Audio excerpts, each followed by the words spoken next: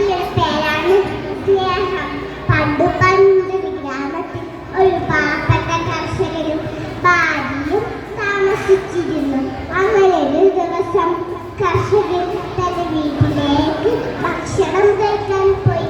ഭക്ഷണം ഇങ്ങനെ കഴിച്ചുകൊണ്ടിരിക്കുന്ന സമയത്ത് വീട്ടുപടിക്കൽ ആരോ വന്ന് വിളിക്കുന്ന ശബ്ദം കേട്ടു.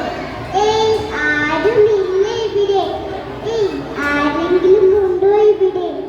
കർഷകൻ തന്റെ ഭാര്യയോട് പറഞ്ഞു, നീ പുറത്തു പോയി ആരാണെന്ന് നോക്കിയിട്ട് വാ. കർഷകന്റെ ഭാര്യ വാതിൽ തുറന്ന് നോക്കിയപ്പോൾ അവിടെ അതാ 4 യുവാക്കൾ. കർഷകന്റെ ഭാര്യ ചോദിച്ചു, നിങ്ങൾ എന്തിനു വന്നു? നിങ്ങൾ ആരൊക്കെയാണ്? അവൻ പുഞ്ചിരിച്ചുകൊണ്ട് പറഞ്ഞു, ഞങ്ങളങ്ങ് ദൂരെ നിന്നാണ് വരുന്നത്.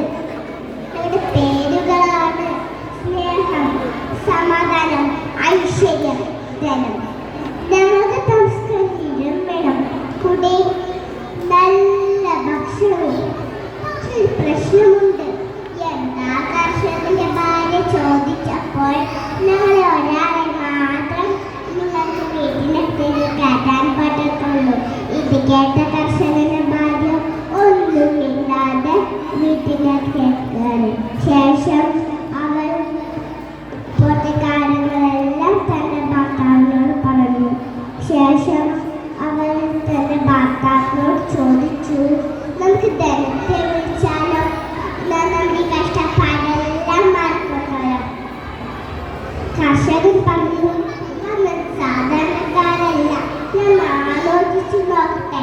കുറച്ചു നേരത്തെ ആലോചന ശേഷം കർഷകൻ